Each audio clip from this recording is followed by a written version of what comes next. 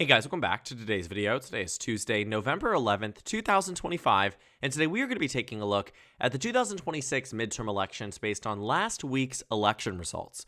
What I want to look at is what the races look like for United States House and United States Senate based off the trend lines we've seen in a number of these different races from Virginia to New Jersey to California, with a pretty significant national swing towards the left in every single contested race that we've seen across the country.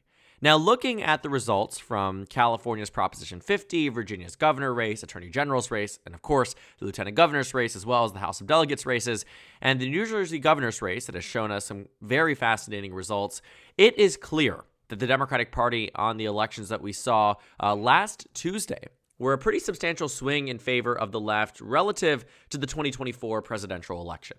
For a bit of context, these are states that did vote for Kamala Harris in the last cycle. New Jersey voted for Harris by 6, Virginia by the same number, and California by 20 percentage points. But to the degree that Democrats were able to win by in the off-year election after Donald Trump's popularity rating, which is hitting a record low today, we can actually take a look at what it is right now on 50+1. It's at a disapproval level of roughly 15 points more. A higher disapproval rating of 56% across the country, with just 40% of the nation ringing in as approving of the job that Donald Trump is doing with his oath of office, which really goes to show that the American public is angry. And they took it out on him on Tuesday's election. We saw that these pretty massive election results were ones that would foretell likely a strong year for Democrats in the 2026 midterms, which are now officially less than 1 year away.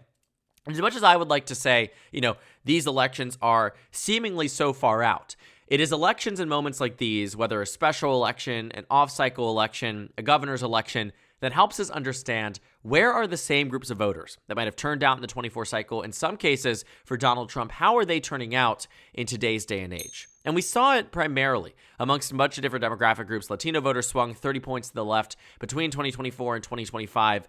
Black voters expanded their margin in favor of the Democratic Party. Asian American voters swung 40 points to the left. I mean, you were talking about very substantial shifts amongst key demographics that were integral in Donald Trump's success in the 2024 cycle. And with it came victory for the Republicans in the U.S. Senate, as well as the U.S. House of Representatives, ushering in a Republican trifecta, the first one they've seen since the 2016 election. But in 2026, I imagine the circumstances will be dramatically different, and that arguably is for good reason. When you take a look at the 2025 results here, the average shift relative to Kamala Harris's margin in these three states, Virginia, New Jersey, and California, is 8.6%. In fact, that would argue that the national popular vote metric for the Democrats relative to the last election would be quite significant across the board here. After all, Donald Trump did win nationally by 1.5%. It stands to reason that if this swing was applied to the national stage here, Democrats would win across the board by roughly 7 points. And so that's relative to Donald Trump's margin, but Republicans actually did slightly better in the U.S. House races on the national stage. It did about a point better. So we would bring that back down to about a 2.6% national swing, and we can actually visualize that on our House election map on this website that we use all the time, map.jacksonjude.com. It's in the description box down below if you're interested in checking it out. But in either case, what we see here is that the math from 2024 absolutely goes to show that Democrats could be in a strong position in 2026. So first off, what I think we would have to do is analyze what the difference would be in a 6 or 7 point national popular vote victory for the Democratic Party and really address, is that even possible? Well, the first thing that I would say is that given Donald Trump's approval rating, it certainly is possible. And looking at the results in Virginia and New Jersey, which, might I add, when you take a look at the polling data in those races, Spanberger was supposed to win by 11, and she won by 15. In New Jersey, Mikey Sherrill was supposed to win by 6, and she won by 14. Across the board here, that's a 4-point gain for Democrats in the Virginia governor's race and an 8-point gain in the New Jersey governor's race relative to what the actual results were. And the reason why that matters, and significantly so, is because the generic ballot right now does suggest the Democrats are only up nationally against the GOP in this state, not in the state rather, but on the national stage, by roughly 4 points. If you're talking about how far off the polls were in Virginia and in the state of New Jersey, and also, too, in California, the final result there for Democrats was that they would win by 22. They won by 29. That's a 7-point difference. The point is that when you add these together and you start to find the average, you're going to see that these polls are off by closer to 6 to 7 points in favor of the Democratic Party rather than anything else. And so that matters on the metric point of the generic ballot, but in either case, the generic ballot shows the Democrats are leading by 4. It's not out of reason that they could win by 6 or 7, especially given the metrics and how far they were off just last Tuesday, and keeping in mind the 2018 midterm elections when Democrats won nationally by roughly 9 points. So it's not far out of question. In fact, it happened less than a decade ago under Donald Trump's first term. Democrats won by 8.6%, and it ushered in Democrats gaining 40 seats in the United States Congress. While they may not gain 40 seats in 2026 because they already start off with 215, it certainly is worth exploring exactly how well they do. And so we can actually do that. We can use this tool, editing by margin, and while it is not perfect, because we can do a more comprehensive House prediction by the end of it, it's not perfect, but we do find that on a case-by-case basis, it is more accurate than not, because the swings that we see from election to election oftentimes are quite universal, right? Democrats would not have gained 40 seats in the U.S. House in 2018 had it not been for very substantive shifts that were predicted by the margin that Donald Trump lost relative to Mitt Romney in some of these districts. And so we will see here that across the board, there's going to be a pretty notable shift. In order to get Democrats, to where we want them to be, we can shift the national stage here by 8.6%. That's exactly what the shift was on average relative to the last election. And so I think this would be, quite beneficial in our understanding of it. Let's type in, 8.6% across the board. What do you get? Democrats at 236 seats. Now, this would be if Democrats are winning nationally by roughly, 6 points. Remember, Republicans won by 2.5, 2.6 in the last cycle. So an 8.6% shift would bring Democrats squarely about a 6% national victory. And what that translates to is Democrats actually doing even better than what the map had suggested, right? It would bring Democrats to a point where they would be outperforming their 2018 metrics and they'd be set for 2026. They'd have a substantive enough majority. They could lose, 15 votes on the speakership vote and still win the speakership for Hakeem Jeffries, Catherine Clark, whoever it might be, and it would usher in a new wave of Democratic leadership in the House of Representatives. Now, getting even further, let's say Democrats win nationally by 7, it only adds really 1 more seat on the average here. And it isn't notable enough that it makes a substantive difference. But in either case, you're working with, a dynamic here where Democrats are winning more House seats than they did in 2018, which in its own right is extraordinary and notable. Because 2018 was this unequivocally Democratic wave year. I mean, this is one that Democrats felt very solid about, and it would translate them to 2020 of actually winning that trifecta, winning back control of the United States Senate, as well as winning the White House. And so if they come into 2026 with an even larger position, just as they did in 2006, which I think is a better example of this, because often midterms can predict presidential elections. Is not a perfect science, but to some degree, it can help us understand what the pushback is against the president of the United States. We saw it very strongly in 2006 when Barack Obama was going into 2008, winning that election pretty notably. We can go back and look. If we can actually get there, let's go past elections and look at 2006.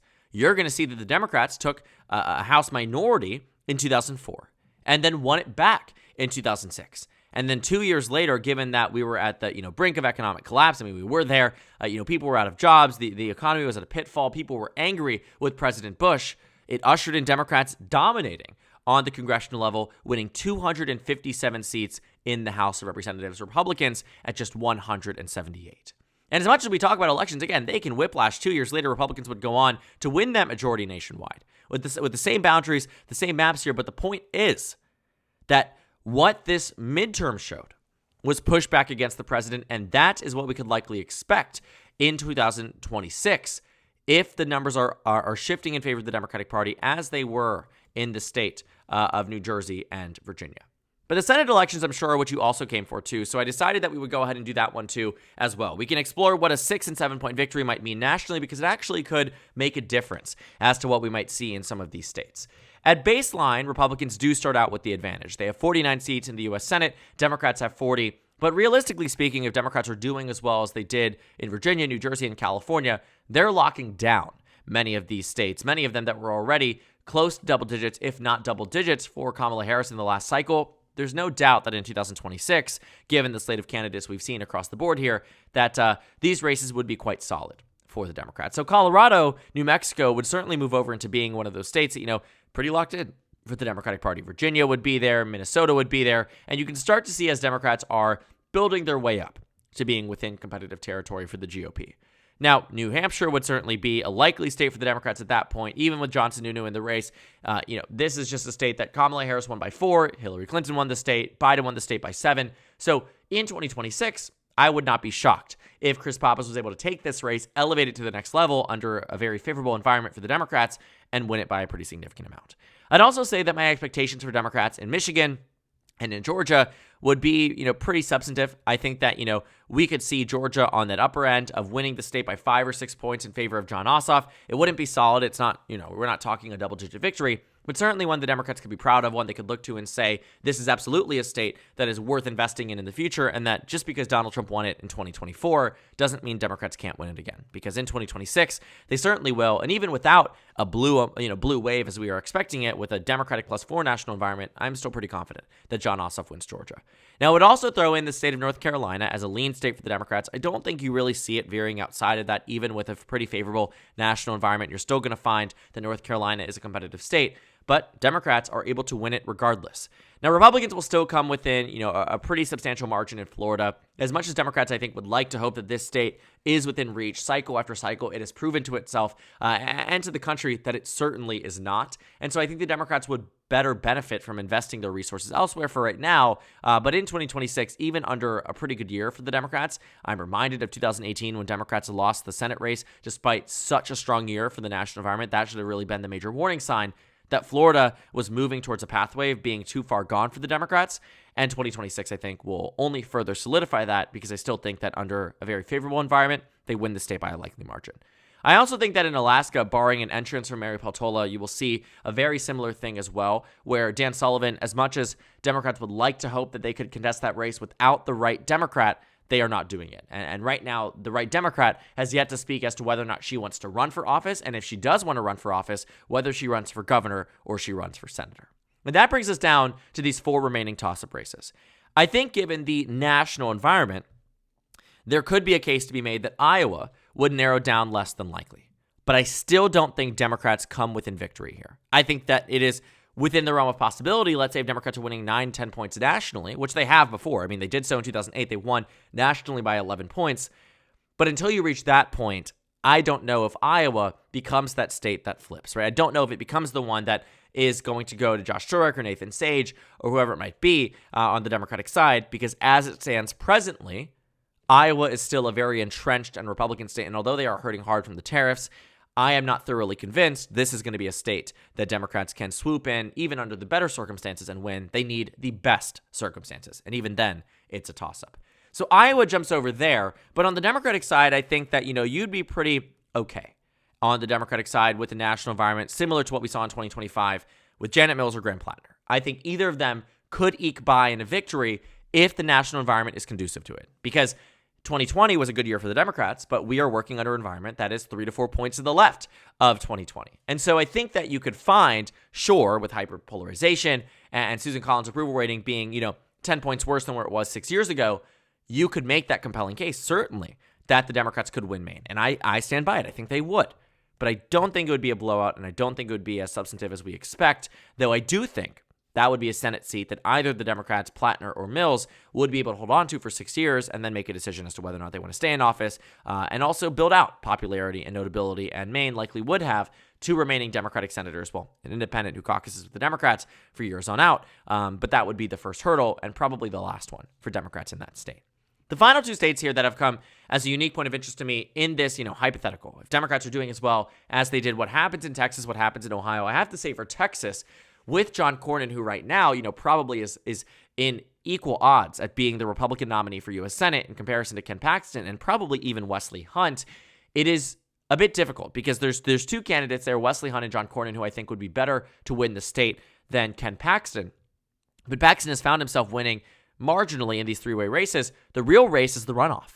The real race is who do the voters condense behind after they get to an actual, head-to-head primary between Cornyn and whoever, or Paxton and whoever, or Hunt and whoever against each other, and that will be the true determining factor.